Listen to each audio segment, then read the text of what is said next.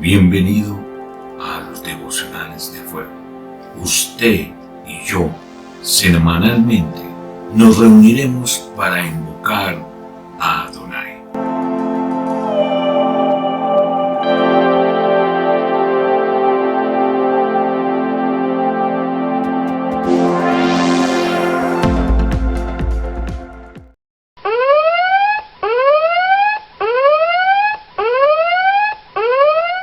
Retomando este tema, la Iglesia de las Religiones, que es la suplantación de identidad de Cristo, vamos a tocar el tema de la unidad de todas las religiones, formando una sola.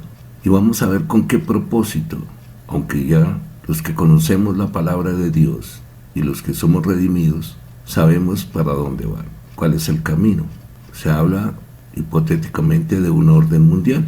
¿Qué tiene que ver la religión? Mis queridos hermanos y amigos, haciendo un recuento, se había hablado que la religión es el resultado del esfuerzo del ser humano para contactar con el más allá, y que las experiencias religiosas proporcionan explicaciones globales e interpretaciones acerca del mundo espiritual. El mundo espiritual es una dimensión, es una realidad, y que es parte de la creación de Dios, Jehová. Hablaremos en otro momento sobre las dimensiones en que estamos nosotros, la creación, y lo que nos espera. Por lo tanto, la religión hace que sea difusa la identidad de Cristo, presentándose para suplantar el autor y consumador de la paz. Eso es lo que van a hacer, suplantar a Cristo, para llegar el momento de negarlo. Se puede decir que se llega a una falsa identidad basada en el movimiento ecuménico para la instauración de la unidad de los cristianos. Se empieza por tratar de realizar o concretar la unidad de los que se hacen llamar cristianos, de la religión cristiana. Todos estos grupos, todos estos pseudo-cristianos, depositarlos en un mismo vaso, en un cóctel de las distintas confesiones religiosas cristianas. Esa es la base para el proyecto y para realizar una sola iglesia, una sola religión en el mundo. Y de ahí procederán, por medio de un diálogo interreligioso, a hacer un pacto doctrinal.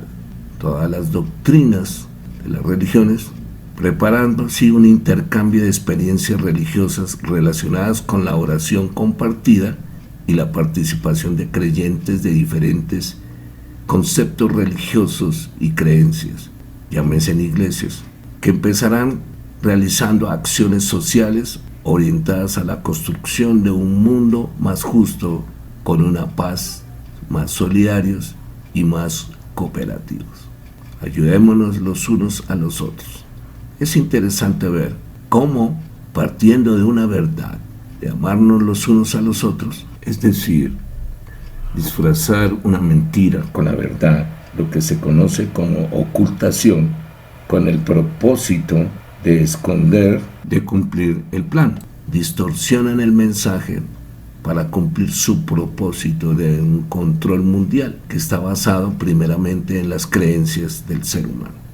Eso nos lleva, o los lleva a ellos, que su propósito sea un pluralismo religioso con la finalidad de suplantar a nuestro Señor Jesucristo y tener el control de aquel que siempre ha buscado en nosotros controlarnos y que seamos nosotros generadores de adorarlo a Él.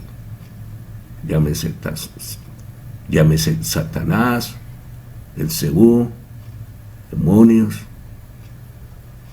una sola religión y un solo poder.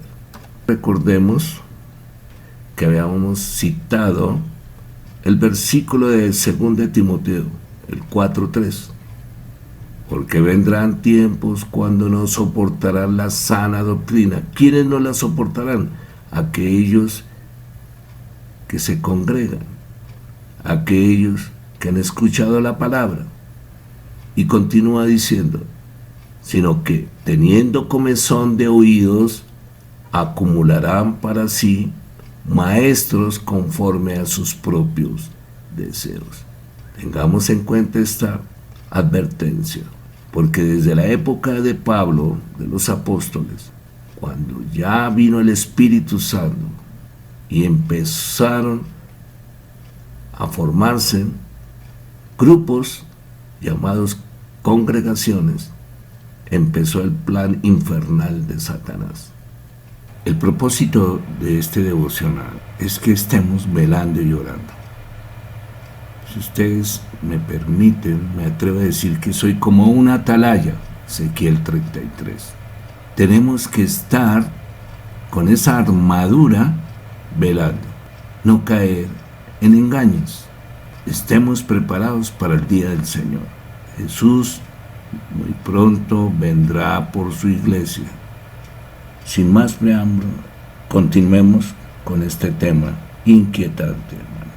En el futuro las religiones no serán más que énfasis y diferentes variaciones en una vida religiosa global, según las diferentes maneras de organización, cultura y rituales o los diversos acentos psicológicos. Va a influenciar mucho la manera de pensar y cómo son sometidos mentalmente. La teología pluralista no es solo un fenómeno cristiano, es también un movimiento que va arraigado en el discurso religioso de los pensadores de las grandes religiones y hasta en algunos movimientos religiosos, entre los cuales no se puede menospreciar el tal temido, pero a la vez desgraciadamente tan ignorado, lo que se conoce como la nueva era. Hay que tener en cuenta que la teología pluralista de las religiones se muestra muy sensible a dos signos del nuevo paradigma religioso, como son la laicización de las religiones y la consolidación de una religión sin creencias estáticas. Todavía no sabemos hacia dónde conducen las tendencias pluralistas en la teología de las religiones. En esta imagen, ustedes entenderán mejor lo que yo trato de explicarles. Pero todo apunta a que este esfuerzo por medio del diálogo buscan que cooperen para el crecimiento de las relaciones entre culturas y tradiciones que unen sus esfuerzos en la construcción de una sociedad reconciliada y pacificadora. Nosotros vemos y hacemos y somos lo que pensamos, y lo que pensamos es moldeado por nuestras culturas, religiones y creencias. En eso se basa este plan. Una sola religión mundial al servicio de la ONU. Sí, como ustedes están escuchando, por la Organización de Naciones Unidas. Es el plan que se está elaborando, se está gestando, se está moldeando, y una prueba más del cumplimiento de las escrituras proféticas de la Biblia. Desde hace algún tiempo podemos ver cómo el poder de decisión político y económico le han sido arrebatado tanto a los ciudadanos como a los estados-naciones y han sido transferidos a las organizaciones globales multilaterales. De la misma manera, ha habido señales que indican que se está trabajando también en la globalización de la religión y en la creación de algo que podría calificarse como una autoridad política mundial que controle la espiritualidad de la humanidad. Miren, muchos teóricos de la conspiración vienen advirtiendo desde hace décadas del nacimiento de una religión mundial que surgirá como parte de un nuevo orden mundial. Y nos hacemos la siguiente pregunta: ¿es posible que personas poderosas de las élites mundiales busquen conseguir algún tipo de control hegemónico sobre las creencias espirituales del mundo para influenciar a las religiones y a sus seguidores a través de una autoridad central? Esto significaría seguir un modelo similar al de la globalización económica, política y comercial. Bueno, ahora extendido al campo de la espiritualidad. Y sigamos formulándonos otra pregunta: ¿son realmente nobles las intenciones de los impulsores de esta idea? Si hacemos un examen más detallado del asunto, mis queridos hermanos y amigos, sugiere que dentro de este proyecto se esconde elementos altamente peligrosos que forman parte de una agenda mucho más amplia con consecuencias nefastas. Lo cierto es, quien controle el mundo es porque ha controlado la mente humana. Veamos este control mental, cómo se ha elaborado en estas generaciones del siglo XXI por estas organizaciones o grupos que están interesados en controlar las creencias religiosas. Empecemos retomando lo que se habló en la primera parte de este tema. Decía en el anterior devocional que los movimientos religiosos emocionales tienen una doble cara. Por una parte son portadores de una crítica de esos modelos institucionales religiosos que han terminado en una rutina. Y por otra, ofrecen a sus miembros un espacio que ha sido liberado del dominio sofocante de la razón. Dicho espacio da la posibilidad de una experiencia directa de lo sagrado. Y analizando bien las cosas, saben que vemos que tales movimientos religiosos emocionales elaboran de distintas maneras una sociología espontánea de la secularización. Ahí está parte del engaño y de poder convencer a la mayoría, como vemos hoy en día en los púlpitos y en todos los grupos religiosos.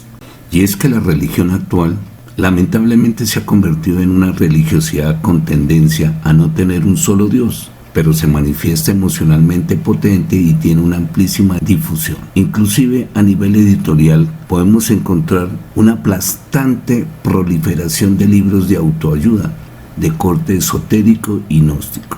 Es bastante evidente que en el momento presente se caracteriza por una extensa psicologización, es decir, por medio de la psicología, no solo la idea de lo divino y de la religión, sino el conjunto de los sistemas sociales y de las relaciones. Se trabaja en el aspecto emocional y mental del ser humano. Miremos cómo trabajan las emociones. Es cierto que ocupa un lugar no solo importante, sino excepcional en la vida de todo ser humano. Pero hoy en día, en muchos de nuestros contemporáneos, los cuales dedican muchas energías a una afanosa búsqueda del más allá, en algunos casos hasta enfermiza, creando o generando novedades y experiencias fuertes, espirituales y emocionales, dando lugar a lo que se ha llamado sociedad de la vivencia. Sí, estamos viviendo en una sociedad de la vivencia, manifestándose en el pensamiento que solo vale la religión que se experimenta, que nos llena de emociones, entrando en lo que conocemos en la cultura de las sensaciones.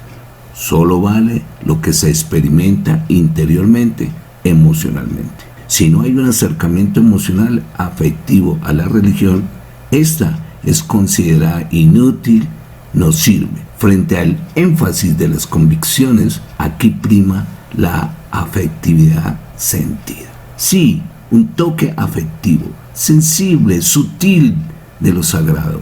Es decir, que no sirve, que no hay credibilidad en esto, que lo que dicen no existe porque no hay ese toque afectivo. Dicho esto, es importante que aprendamos acerca del manejo de las emociones, en lugar de permitir que nuestras emociones nos manejen. Además, se está haciendo un culto a los sentimientos. El individuo actual quiere expresar lo que siente. No le interesa tanto intimidar con Dios, esa comunión, o tener comprensión doctrinal cuando tiene que compartir vivencias. Y esto es lo que se conoce como psicologización religiosa.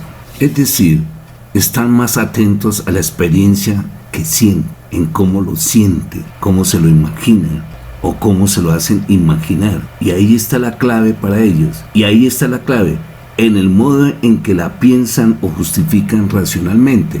Lo buscan como el que busca una sustancia psicoactiva. Déjeme decirle que el religioso es un adicto a esas emociones, el momento y nada más quieren vivir. Y es que ya no se puede presuponer que quien se presenta con una determinada comprensión de la realidad, sea cristiana o socialista o liberal o neoliberal, etcétera, etcétera, necesariamente posee una especie de estructuración mental y existencial de la vida en conformidad con lo que se dice creer.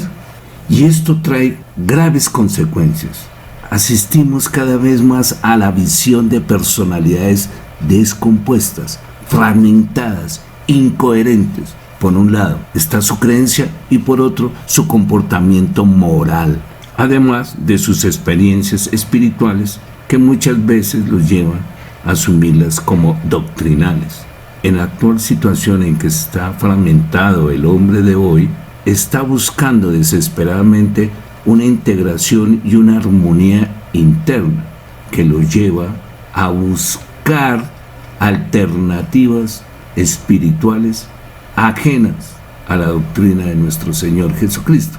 Quieren buscar a su manera la experiencia de la salvación y que sea aquí y ahora.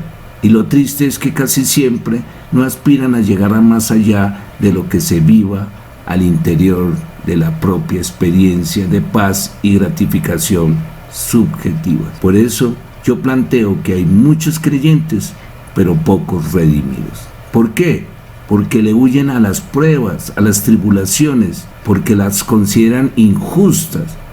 ¿Pero por qué Dios me manda esto? ¿Por qué estoy pasando por esto?, se preguntan. Y se pierden la experiencia salvífica para obtener una fe férrea, fuerte. Para ellos, la experiencia salvífica es un momento más y no aspiran a ser un elemento configurador de la existencia, ni para ellos, ni mucho menos para la sociedad. Tienen una idea de Dios, de verlo como una fuerza cósmica, impersonal, vaga y difusa, como un conjunto de vibraciones energéticas que para ellos son la esencia de su realidad. Y estas creencias es la base de esta religión que están formando.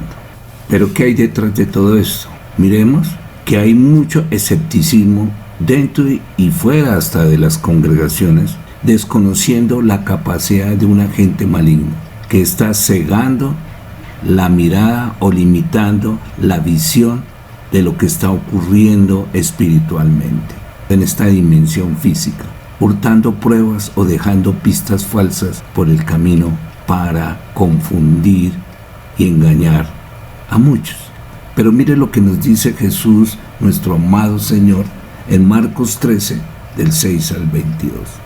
Muchos vendrán en mi nombre diciendo yo soy el Cristo, y engañarán a muchos. ¿Qué estamos viviendo hoy? En el corazón del ser humano, un vacío terrible que los está llevando a buscar la solución por medio de sus emociones. Lo cierto es que hay una conspiración. Para algunos dirá, ¿cómo así una conspiración? Sí, una conspiración contra el reino de Dios, desvirtuarlo, negar que existe, que el Mesías no existe ni vendrá. Y hay muchas religiones que se niegan a creerlo. Si miramos un poquito la palabra conspirar, démonos cuenta que en inglés significa unirse en secreto, acuerdo con el fin de efectuar un acto ilícito o impropio, o para usar tal medio para llevar a cabo un fin ilícito. Si lo miramos en el español, conspirar significa unirse contra su superior o soberano, pero miremos Apocalipsis, que nos habla y se centra en un nuevo orden mundial.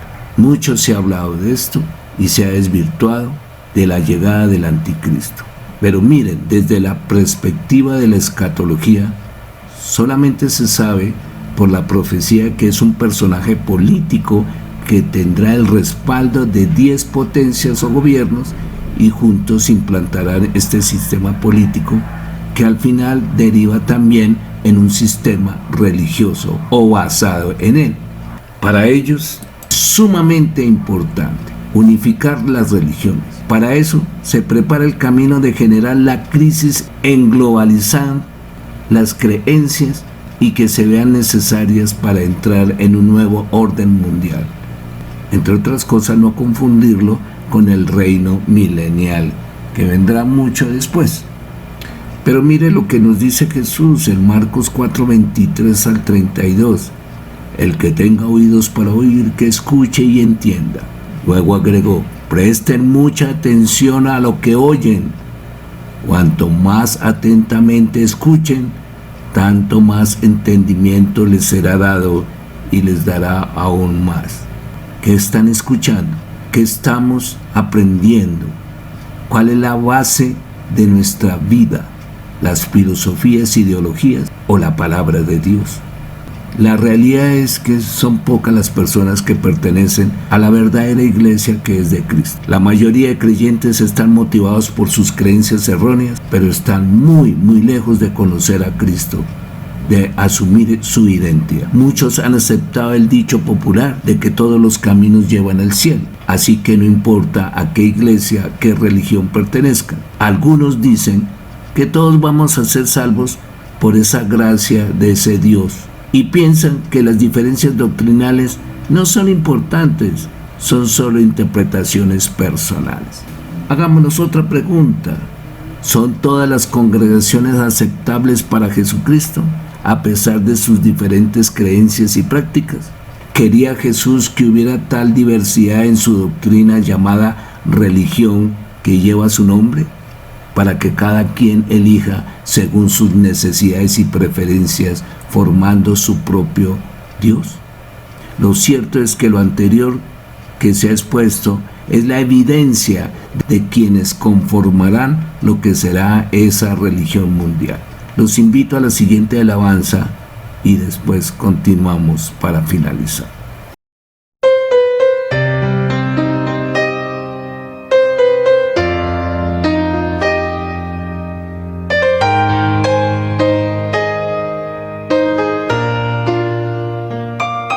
Hace tanto tiempo yo compré una iglesia a precio de sangre entre crudo dolor.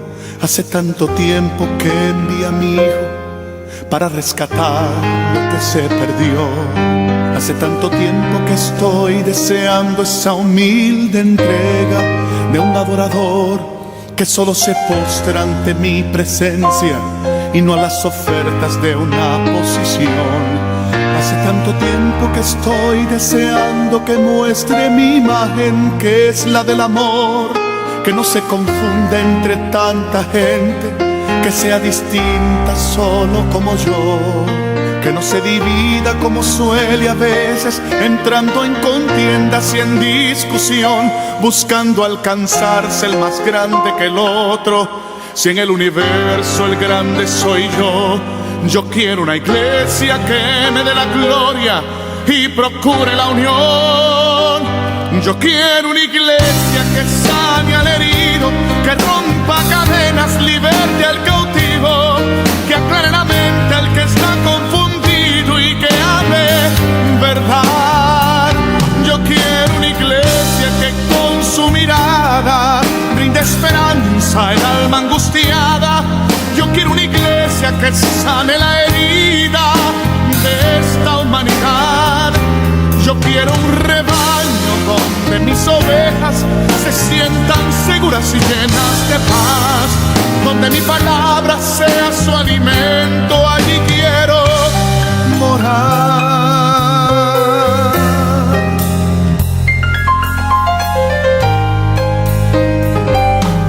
Yo quiero una iglesia que con su alabanza perfume mi trono, me dé ese lugar. Una iglesia que sepa hacer diferencia entre el bien y el mal. ¿Dónde está la iglesia que fue perdonada y que fue librada del castigo atroz? Aquella que al ver si alguno ha caído le tiende la mano y perdona su error. Iglesia despierta, ya llegó el momento de tu redención. Yo quiero una iglesia que sane al herido, que rompa cadenas, liberte al cautivo, que aclare la mente al que está confundido y que hable verdad. Yo quiero una iglesia que con su mirada brinde esperanza al alma angustiada. Yo quiero una iglesia que sane la herida de esta humanidad. Yo quiero un rebaño donde mis ovejas se sientan seguras y llenas de paz, donde mi palabra sea su alimento. Allí quiero morar.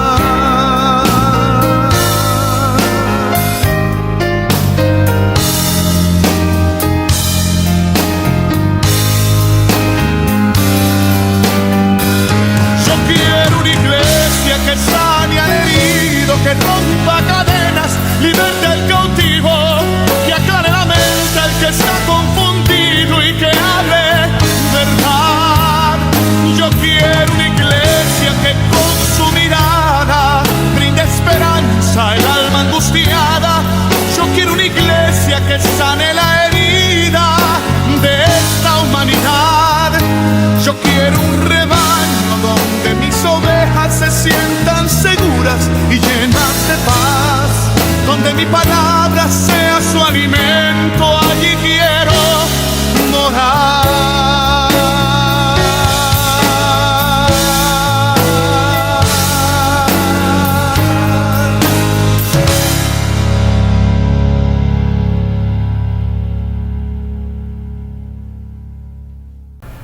Después de escuchar esta alabanza, me acordé en mis primeros años caminando con el Señor que empecé a estudiar teología, y algunos compañeros y profesores me decían que yo era un poco iluso de pretender de que estuviéramos unidos no como denominaciones sino como Iglesia de Cristo, y algunos peyorativamente me decían que yo era un fantasioso. ¿Ustedes qué creen? Al escuchar esta alabanza seguiré anhelando esta unión y esa iglesia que muy pronto mi amado Jesús vendrá por ella, su novia.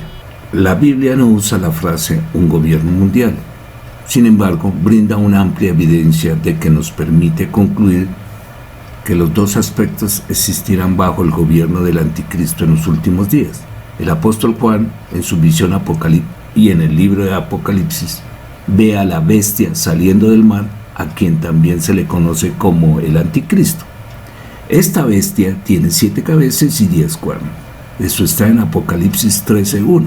Combinando esta visión con la visión similar de Daniel 7:16 al 24, podemos concluir que una clase de sistema político mundial será inaugurado por la bestia, por el cuerno más poderoso, quien derrotará a 3 de los 10 reyes y emprenderá una guerra contra los cristianos.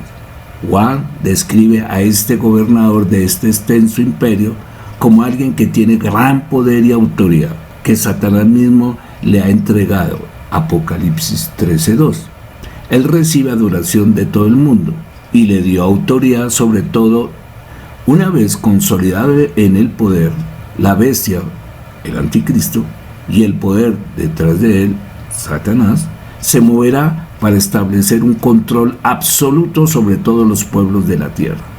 Su verdadera finalidad es recibir la adoración que Satanás ha estado buscando desde que fue echado o arrojado del cielo. Isaías 14, del 12 al 14. Quienes se queden después del rapto de la iglesia se enfrentarán con una insoportable elección: aceptar la marca de la bestia para sobrevivir o enfrentar el peligro de morir de hambre y de una horrible persecución por parte del anticristo y sus seguidores. Aquellos cuyos nombres están escritos en el libro de la vida del Cordero, Apocalipsis 13:8, escogerán el resistir incluso hasta el martirio. ¿Quiénes se van a quedar ahí? ¿Los tibios? Tal vez. ¿Los que no están preparados? ¿Los que no están llenos del Espíritu Santo? ¿O los que se dejaron engañar, pero después se dieron cuenta del engaño? Concretando, la religión mundial está descrita en Apocalipsis 17, 15 al 18, que los invito a que la lean y la mediten, donde se le llama la gran prostituta. ¿Dónde está el fundamento de esa gran prostituta? La religión mundial está descrita en Apocalipsis 17, 15 al 18, que los invito a que la lean y la mediten, donde se le llama la gran prostituta. ¿Dónde está el fundamento de esa gran prostituta? Continuará una tercera parte, que la llamaré lo que oculta la ONU. ¿Qué es la enigmática sala de meditación de la ONU? ¿Qué pretenden con la creación de una sala de meditación, continuaremos. Espero que no se hayan aburrido y recordemos lo que nos dice nuestro amado Jesús en Marcos 13:22. Porque se levantarán falsos cristos y falsos profetas y mostrarán señales y prodigios a fin de extraviar, de ser posible, a los escogidos. Acompáñenme a hacer esta oración. Querido Padre, esto que hemos escuchado y hemos conocido, ayúdanos a no caer en la trampa. Tú eres la verdad y deseamos vivir por fe tu verdad, que mantengamos tu palabra presente en nuestra mente y en nuestro corazón, porque la verdad nos hará libre. Rogamos que no seamos engañados por el padre de las mentiras y por las filosofías de este mundo caído. Decidimos andar en la luz, reprendiendo todas tinieblas.